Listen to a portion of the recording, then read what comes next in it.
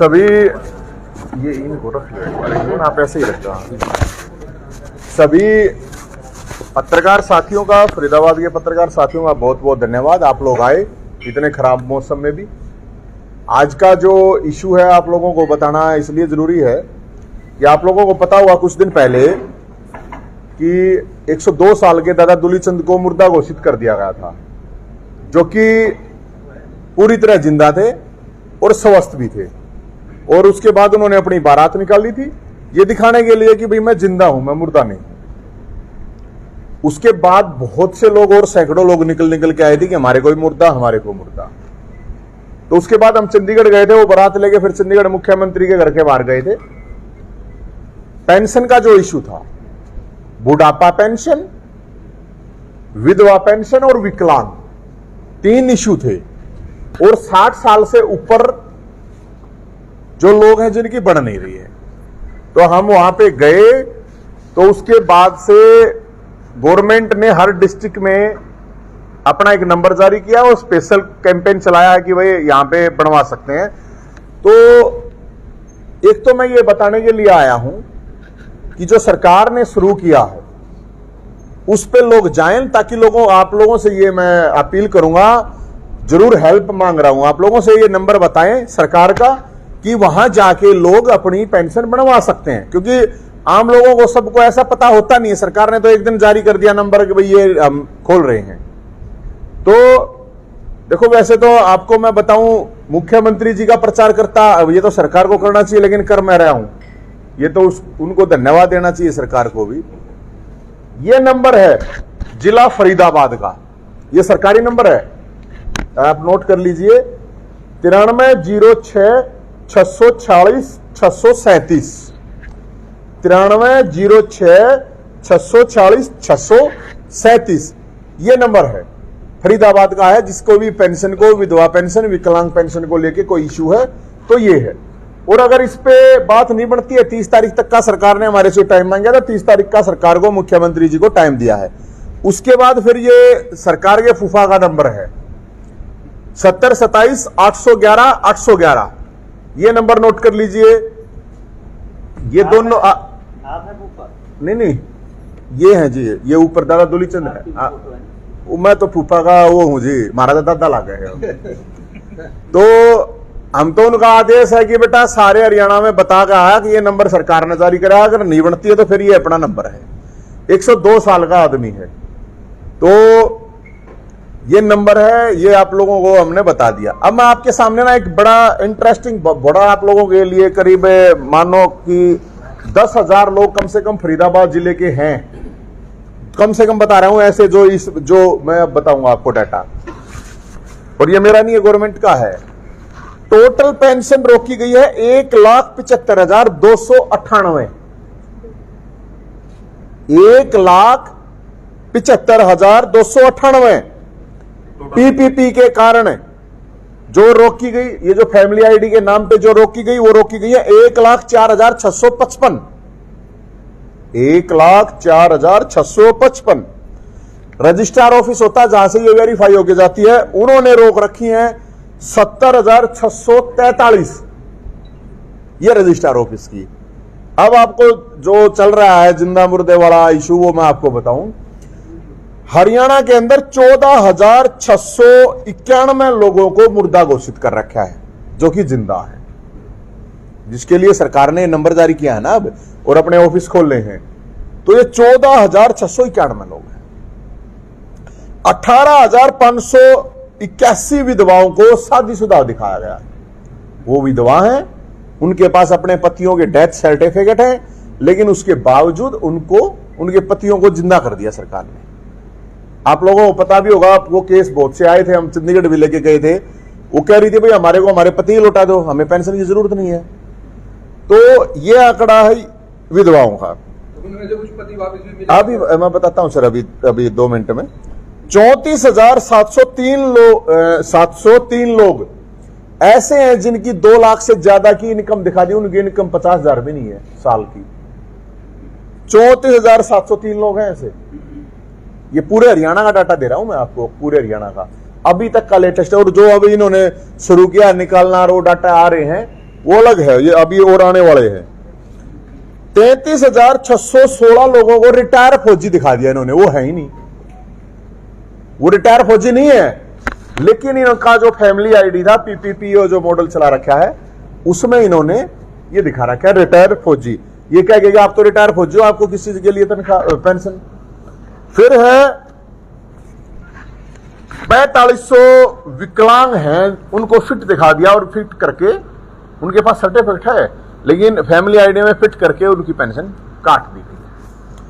2404 लोगों को सरकारी डिपार्टमेंट में कर्मचारी दिखा दिया। अब आप तो सरकारी डिपार्टमेंट में कर्मचारी थे और आप तो पेंशन ले रहे हो सरकार से, उनका कोई मतलब नहीं है सरकार से कर्मचारी के रूप में। 2044 टोटल जो ये लाडली योजना के तहत पेंशन मिलती थी उनकी पेंशन काट दी। तो करीब इसके अलावा 2 लाख लोग ऐसे हैं जो 60 साल से ऊपर के हो चुके हैं। सरकार कह रही थी कि 60 का होते ही ऑटोमेटिक अपने आप पेंशन घर आएगी, कहीं जाने की जरूरत नहीं है।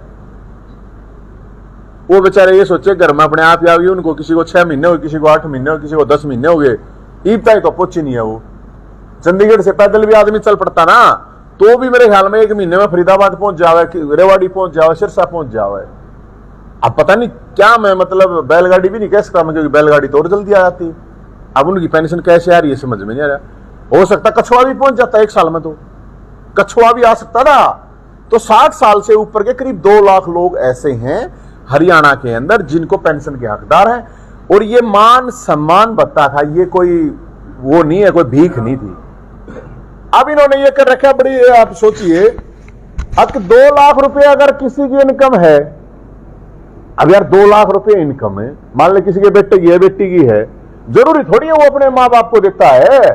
ये अनाथ आश्रम में पड़े हो, रेमंड वाला हजारों करोड़ का मान लीजिए अनाथ आश्रम में पड़ा वो।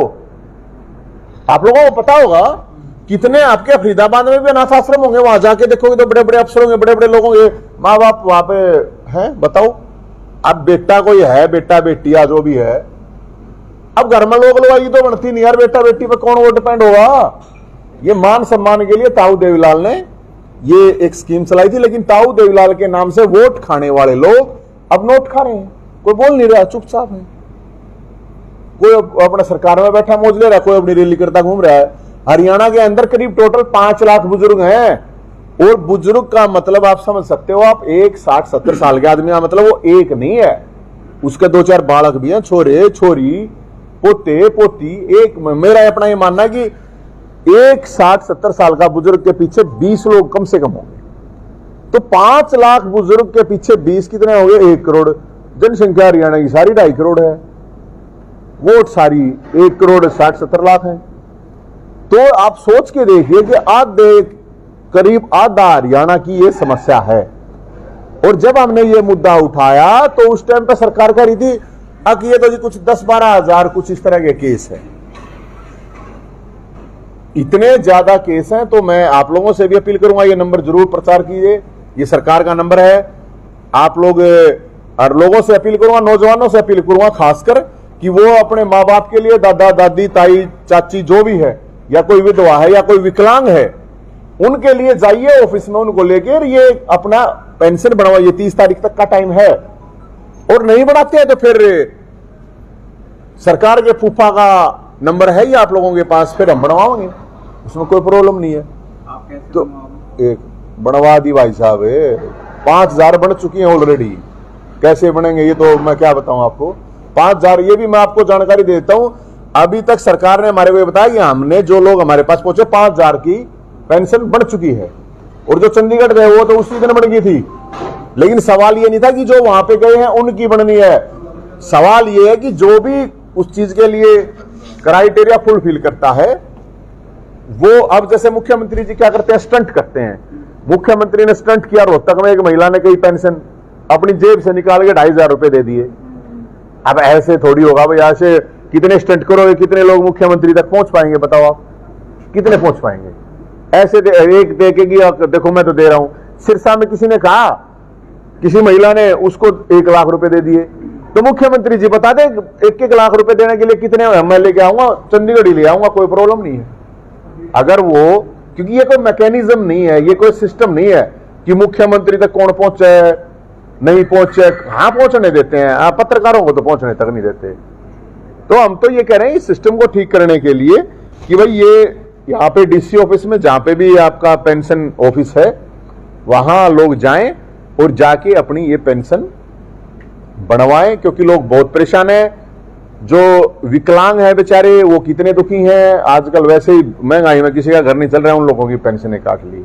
और मैं ये कहूंगा एक चीज और, ये जितने भी चुनाव लड़ने के लिए पार्टियों के लोग या जितने भी सामाजिक संगठनों के लोग हैं उनका काम खासकर चुनाव के लिए, तो जिनको चुनाव लड़ने हैं यार अपने बड़े बुजुर्गों की कम से कम इतनी हेल्प तो कर दो, वो आशीर्वाद देंगे और कुछ नहीं तो, और वोट है उनकी अभी मरे थोड़ी हैं, उनकी पेंशन बनवानी चाहिए जिनको सरपंची जिला परिषद या कोई भी किसी भी तरह का चुनाव लड़ता है, तो मेरे हिसाब से जरूर जाना चाहिए। और एक चीज और मेरे पास आ रही है फोन, मैं आपको बताऊं, क्योंकि हमने ये इशू उठाया था इसका पेंशन वाला।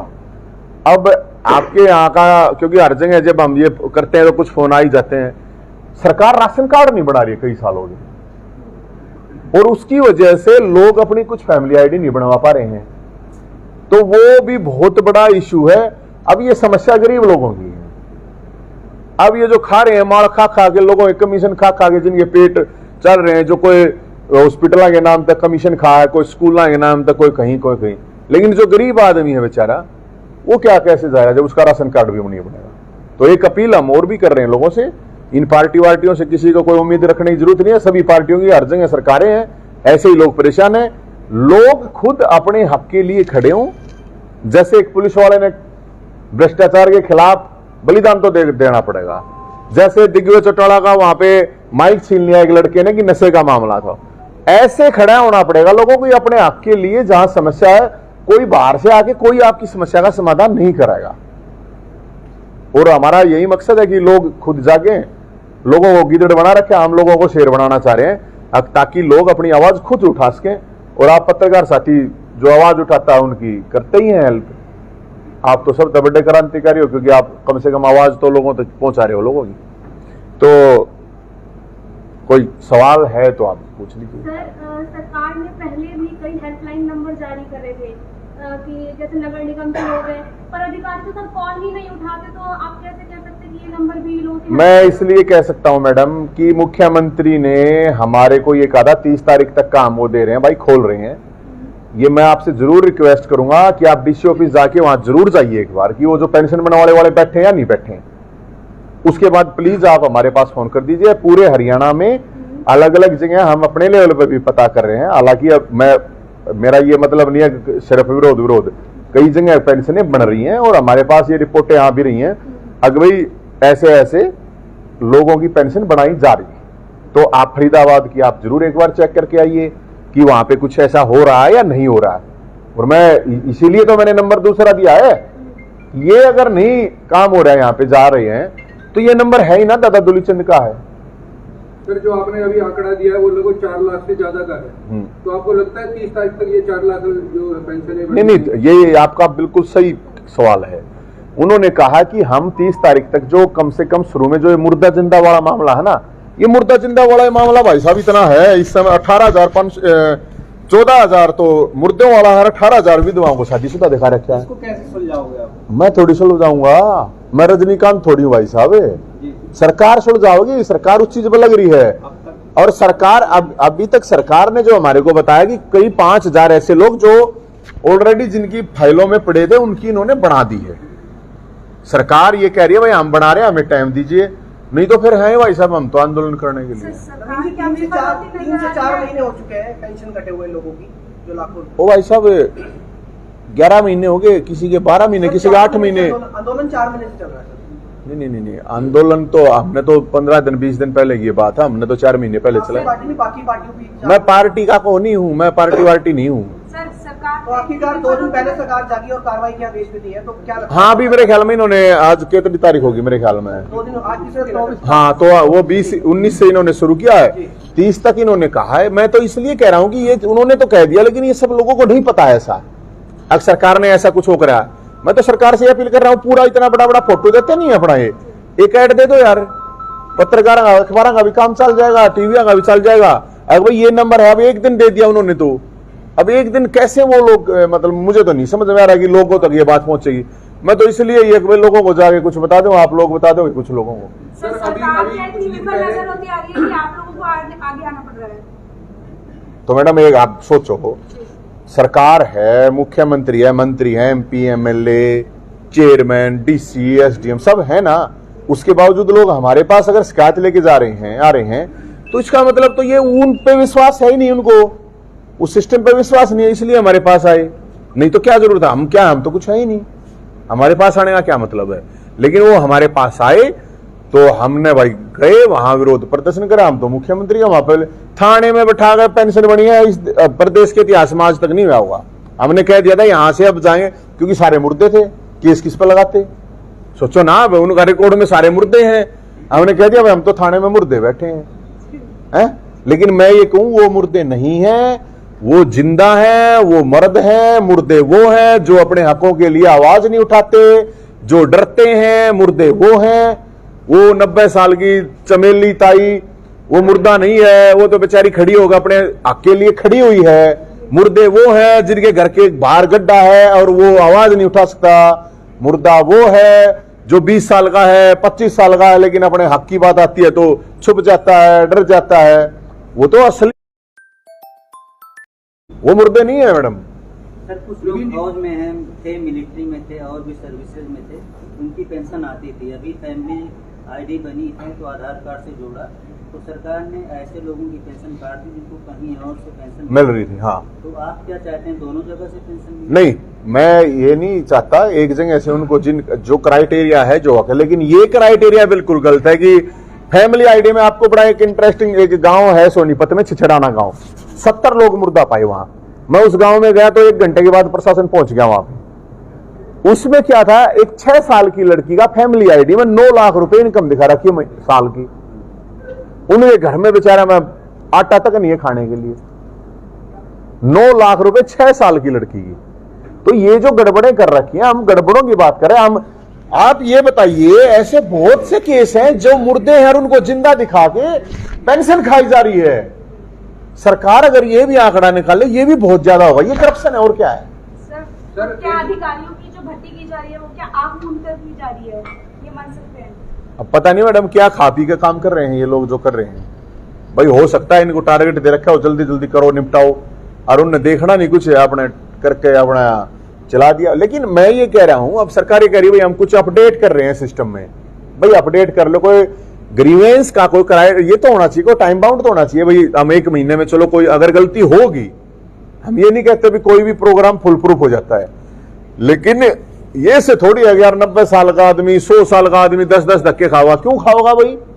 घर घर जाकर बनानी चाहिए। घर घर वोट तो बहुत मांगे हैं, ये घर घर जाकर क्या प्रॉब्लम है चेक करने में? घर घर वोट मांगे हैं, इनकी सरकार है, इतने कार्यकर्ता हैं, इतने पदाधिकारी, जाओ जाके बनाओ, क्या प्रॉब्लम है भाई?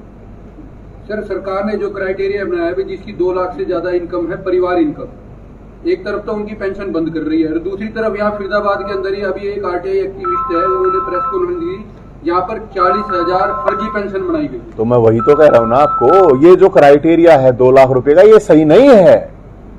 अरे जरूरी थोड़ी है कि उसके अपने माँ बाप की कोई सब सेवा करे हैं, नहीं है जरूरी। ये माँ बाप यार धक्के खाओ बेचारे, ये नाथाश्रम थोड़ी फिर खोल रहे हैं। देखो ना आप कितने केस आते हैं अखबारों में, मीडिया के माध्यम से आते हैं। अगर माँ बाप को मतलब मर गया वो बेचारा, उसको छड़ा हुआ पाया, कोई उसका उठाने वाला भी नहीं आया, विदेशों में रहे माँ बाप ना हड़े, मतलब ये MCD या निगम वाले ये जाकर फूके हैं। तो ये क्राइटेरिया किसी का बेटा क्या है क्या नहीं है उससे क्या मतलब है? ये सम्मान भत्ता है, ना कि कोई भीख थोड़ी है। ये सम्मान भत्ता। हाँ, अगर सरकार ये कहे भैया हमारी कैपेसिटी नहीं देने की, तो सरकार कटोरा लेकर घूमे।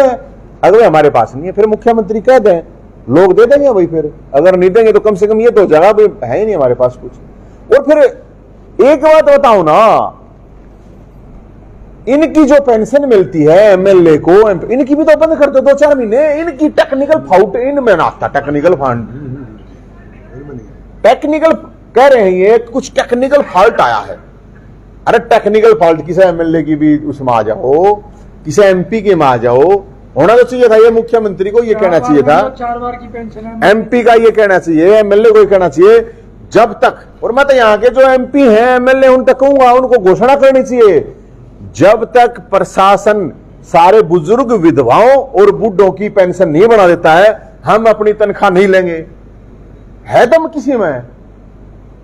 तो फिर अभी इनको चोर उचक्के नहीं गए तो क्या कहें भाई, बताओ। रविंद्र जी, जो इन्होंने कहा था 40,000 लोगों की पेंशन, मतलब फर्जी पेंशन बन गई। ओ भाई साहब, कहाँ 40,000 कह रहे हो आप? कम से कम 5-4 केस हैं, 5-4 लाख केस हैं ये पूरे एकला फरीदाबाद का। जब 40 साल के लोगों की, 35 साल के लोगों की मतलब पेंशन बनी है 60 साल। हाँ बिल्कुल सही बात है। अभी हाल में वार्ता हुई थी, तो वही तो बात है, जो जिस RTI एक्टिविस्ट ये निकाल के लाया, तो सरकार का कुछ रिप्लाई आया उस पर?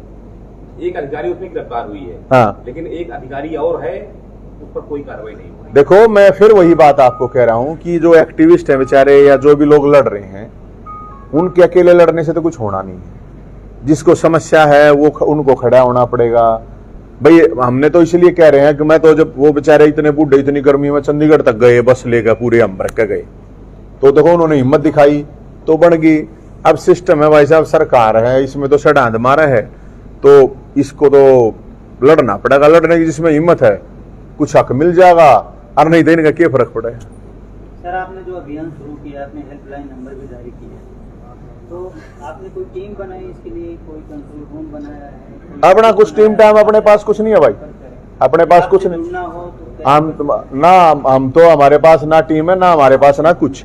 हमने तो ये नंबर है, इस नंबर पर ये नंबर उठ जाएगा, किसी की समस्या होगी वो सीधा, हम तो सीधा वहां पे चंडीगढ़ का नंबर लेकर आ रहे हैं, सीधा हमने तो ये बेराग उड़े फोन करेंगे कि यार ये हमारे पास, अरे ये बननी चाहिए, नहीं बनेगी तो हम तो सीधे चंडीगढ़ लागेगा, हमने तो एक बस लागेगी, बस का किराया आप जैसा भाई दे देगा, कोई बैठा के बुढ़ा ले जाएंगे। रविंद्र जी, आपकी बात हरियाणा वाले मान ही रहे हैं, उत्तराखंड वाले भी मान रहे हैं। आज आपने एक ट्वीट किया था अंकिता भंडारी हत्याकांड को लेकर, आप लगा दी गई, तो बढ़िया है ना, रिपोर्ट में आग लगा दी गई, बहुत बढ़िया काम किया। आग लगा, मैंने तो कल वो देखा था, आप सोच के देखिए, ये जो नेता लोग होते हैं, इनके बड़े बड़े घर होते हैं, बड़े बड़े फार्म हाउस होते हैं, आप लोगों को पता ही नहीं क्या क्या कांड करते हैं ये। इनके अगर सबके कांड पता चल जाए ना, लोग इनको जूते मारा जूते। और एक बात बताओ, एक लड़की को इस तरह से मार दिया गया तो और आग नहीं लगाओ तो उसको वहीं पे फास्ट क्या होता है। देखो सब, मैं निर्भया कांड हुआ था, मेरे को इतने लाठियां लगी थी, वो आज तक दुखती है मेरे को, मुश्किल से वहां से उठा के आना पड़ा था। तो हुआ क्या, 7-8 साल के बाद सजा हुई, लोग भूल गए। कोई भी न्याय जब तक जल्दी नहीं होता। अब न्याय की बात यह है, अगर जो उसने कांड कर दिया, अब वो जो उसने कांड करा है ना, उसी जगह पे जाके उसको 1 महीने में फास्ट ट्रैक कोर्ट में लेके जाकर उसको धके दो वहां से ही, जैसे उसने धकेया। बताओ क्या प्रॉब्लम है? तो लोगों को याद रहेगा कि हाँ, अगर कुछ तुम गड़बड़ करोगे तो ऐसे ही हो जाएगा। पहले कहा गया था कि रात में बुलडोजर कराया गया, लेकिन सवाल उठे कि 1-2 दीवार गिराई गई, हाँ, उसके बाद आप, मैं लोगों से यही कह रहा, लोगों से यही है अपील, और बहुत बढ़िया है ये, अच्छा डिसीजन है।